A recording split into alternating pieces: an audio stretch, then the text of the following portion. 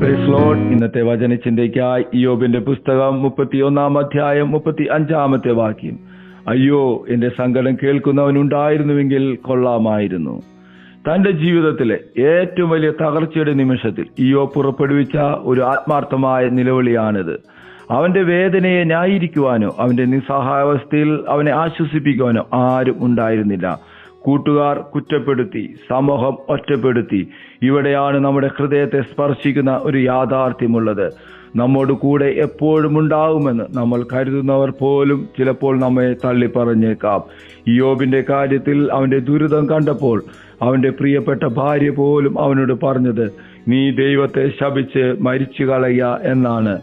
ഇയ്യോബിന്റെ ഒറ്റപ്പെടലിന്റെ ആഴം എത്രത്തോളമായിരുന്നുവെന്ന് ഈ വാക്കുകൾ വെളിവാക്കുന്നു. മറ്റുള്ളവർക്ക് അവനെ കുറ്റം പറയുവാനും വിധിക്കുവാനും മാത്രമേ കഴിഞ്ഞുള്ളൂ. നമ്മുടെ വേദനയുടെ സത്യാവസ്ഥ അറിയാതെ എല്ലാവരും നമ്മിൽ നിന്ന് അകന്നു പോകുമ്പോൾ ഉണ്ടാവുന്ന ഒറ്റപ്പെടലാണ് ഇന്ന് അനേകരെ മാനസികമായ തകർച്ചയിലേക്ക് തള്ളിവിടുന്നത്. എന്നാൽ നമ്മുടെ ദൈവത്തിലുള്ള വിശ്വാസമാണ് നമ്മെ വേർതിരിക്കുന്നത്.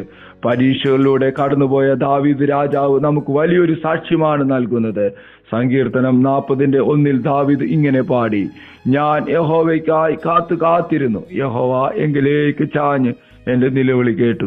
എന്തൊരു മഹത്തായ വെളിപ്പാടാണിത്. നമ്മുടെ ബാഹ്യമായതൊന്നും കണക്കിലെടുക്കാതെ നമ്മുടെ വേദനയിൽ നമ്മളിലേക്ക് സ്വയം ചാഞ്ഞ് നമ്മുടെ ഓരോ നെടുവീർപ്പും ശ്രദ്ധിക്കുന്ന ഒരു ദൈവമുണ്ട്. മനുഷ്യർക്ക് നമ്മെ കേൾപ്പാൻ സമയമില്ലെങ്കിലും നമ്മുടെ നിലവിളികളെ ഏറ്റവും ആഴത്തിൽ മനസ്സിലാക്കുന്നതും ഏറ്റവും വിശ്വസ്തയോടെ മറുപടി നൽകുന്നതും കർത്താവ് മാത്രമാണ്. ഈ പ്രഭാതത്തിൽ നമ്മുടെ എല്ലാ ഭാരങ്ങളെയും ഈ കർത്താവിന്റെ സന്നിധിയിൽ നമുക്ക് ഇറക്കി വെക്കാം. നമ്മെ കേൾപ്പാൻ ആരുമില്ലെങ്കിലും നമ്മുടെ ദൈവം നമുക്കായി ചെവിയോർത്തിരിക്കുന്ന ആത്മീയ ആശ്വാസം നമ്മെ നിറയ്ക്കട്ടെ. ഈ വിശ്വാസം നമ്മെ കൂടുതൽ ശക്തരാക്കുകയും നമ്മുടെ ക്രിസ്തീയ ജീവിതത്തിലെ ദൈവിക നിയോഗം പൂർത്തിയാക്കുവാൻ നമ്മെ പ്രചോദിപ്പിക്കുകയും ബലപ്പെടുത്തുകയും ചെയ്യട്ടെ. അതിനായി ഈ പ്രഭാതത്തിൽ നമുക്ക് ഒരുമിച്ച് പ്രാർത്ഥിക്കാം. സ്വർഗീയ പിതാവേ, ഞങ്ങൾ ഒരുമിച്ച് പ്രാർത്ഥിക്കുന്നു.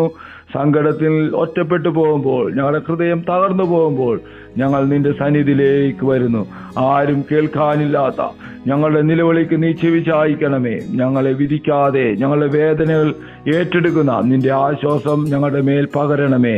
ഈ വിശ്വാസത്തിൽ ഞങ്ങൾ മുന്നോട്ട് പോകാൻ ഞങ്ങളെ സഹായിക്കണമേ എന്ന് ഞങ്ങൾ പ്രാർത്ഥിക്കുന്നു.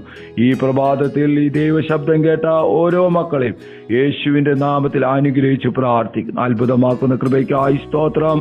യേശുവിൻ നാമത്തിൽ തന്നെ ആമേൻ.